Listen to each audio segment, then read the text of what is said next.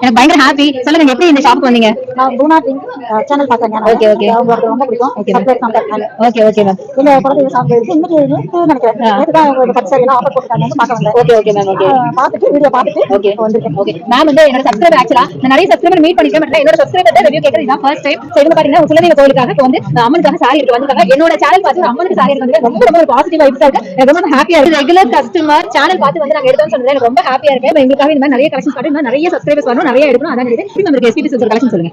நல்லா இருக்கு. பிரைஸ் ரேஞ்ச்ல உங்களுக்கு எப்படி ஃபீல் பண்றீங்க? அதனால நான் இங்க வந்தேன். அப்படி பிரைஸ் ரேஞ்ச்ல உங்களுக்கு கம்மியா ஃபீல் பண்றீங்களா?